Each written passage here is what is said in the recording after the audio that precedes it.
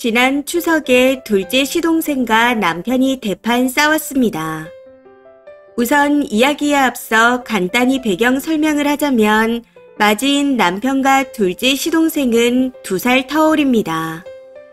양쪽 결혼과 출산이 1년 간격으로 있었고 두 집 모두 맞벌이로 지냈었습니다. 자녀는 중등 1명, 초등 1명씩이고요. 저희 부부는 결혼할 때 양가 도움 일절 없이 알아서 전세를 마련하고 시작했습니다. 맞벌이지만 출산, 육아, 가사 또한 양가의 도움을 일절 받지 않았고요. 반면 시동생네는 결혼하고 집 마련할 돈이 없다는 이유로 시댁에서 6년간 얹혀 살았습니다. 모시고 산 게 아니라 진짜 얹혀 살았었죠. 당연히 출산부터 육아, 가사까지 모든 도움을 시어머니께 받았고요. 이후 시댁과 차로 10분 거리로 분가했고 현재까지 아이들 모두 어머님이 저녁까지 돌봐주고 계십니다. 학원이 모두 시댁 근처예요. 여기까지는 그럴 수 있다 생각합니다. 각자 집마다 사정이 있으니까요. 그런데 좀 이상했던 건 결혼 이후 제사, 명절 등 집안 행사가 있으면 항상 어머님과 저 이렇게 둘만 준비를 했다는 겁니다. 사실 저희 친정이 워낙 대식구인데다 친척들도 많아 항상 행사가 많았기에 친척 없는 시댁 행사 준비는 식은 죽 먹기라는 생각을 했었습니다. 해서 그냥 할 수 있는 사람이 하자는 마음으로 했었고 서운한 감정은 없었습니다. 한 가지 불만이라면 10분 거리에 살면서 명절 아침에 온 식구 밥상을 차려놓고 어머님이 전화를 몇 번씩 해야지만 9시가 넘어서야 겨우 밥 먹으러 온다는 거였죠. 어릴 때부터 명절 아침은 6시부터 일어나 청소하고 온 식구가 다 같이 준비해서 8시쯤 아침 먹고 명절 인사를 하던 저였기에 이 부분은 아직도 적응이 안 되고 이해도 안 됩니다.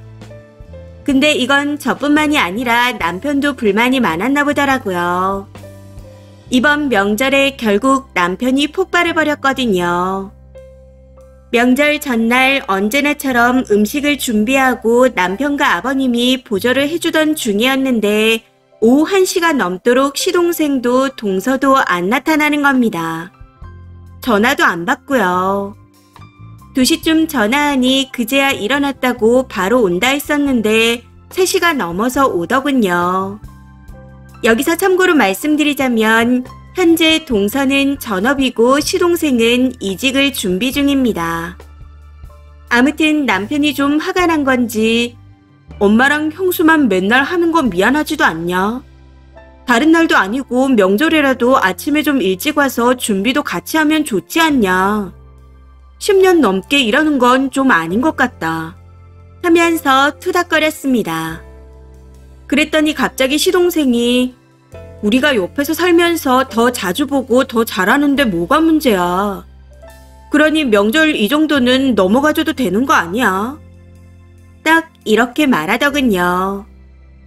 결국 이 말 때문에 남편이 폭발해버렸고 큰 싸움으로 번지게 되었습니다.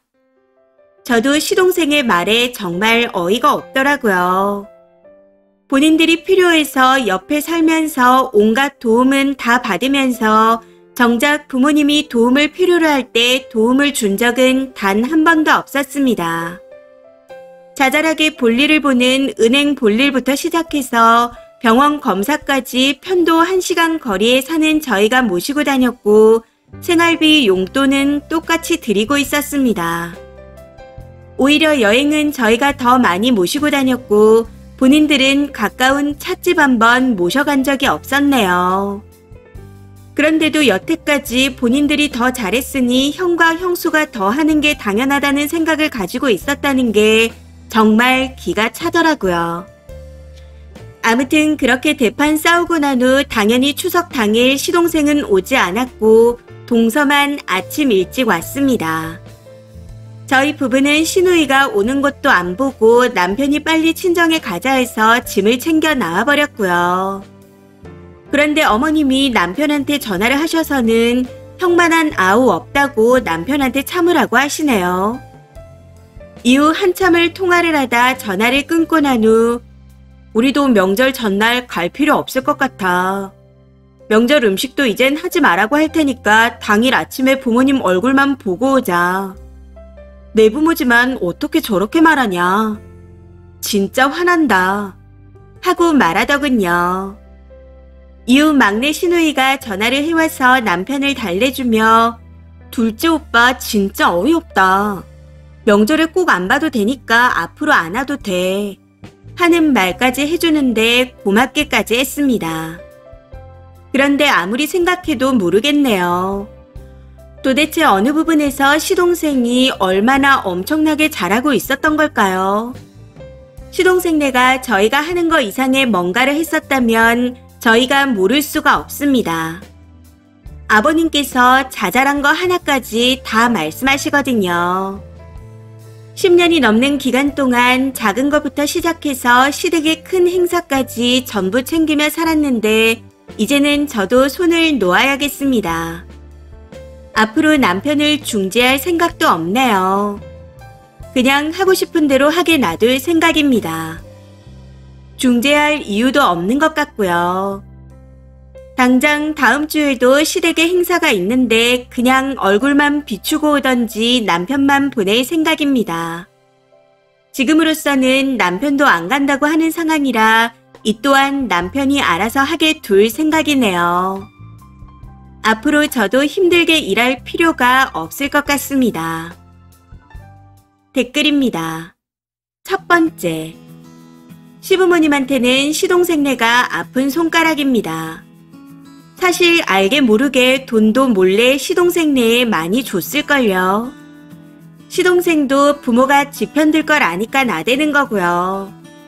그냥 앞으로 남편한테 명절 아침에 인사만 드리고 친정에 바로 가자고 하세요. 뭐하러 일까지 해요. 시부모가 택한 길인데.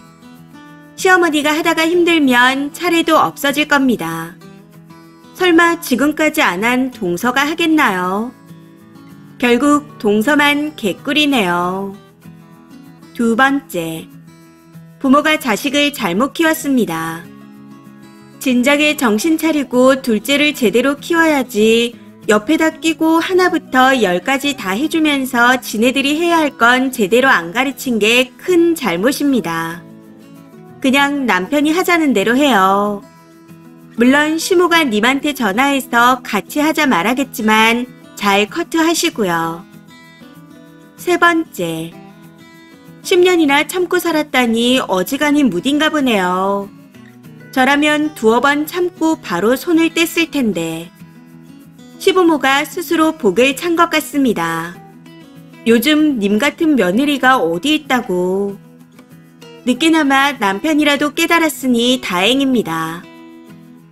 네 번째, 시부모가 제일 나쁩니다.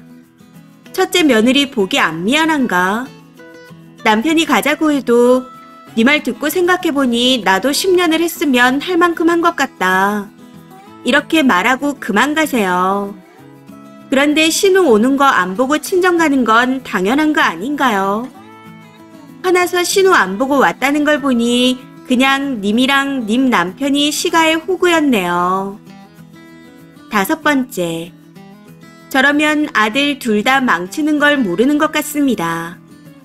첫째는 마음이 다치고 둘째는 점점 개념 없이 고마운 줄 모르는 망나니로 크는 거죠.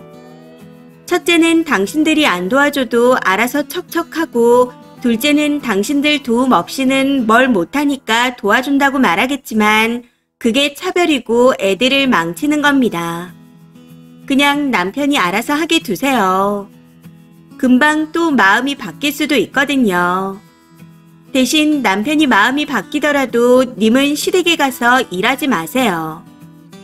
금방 풀고 또 일하기 시작하면 평생 호구 되는 겁니다. 이번 사연은 여기까지입니다. 시청해주셔서 감사합니다.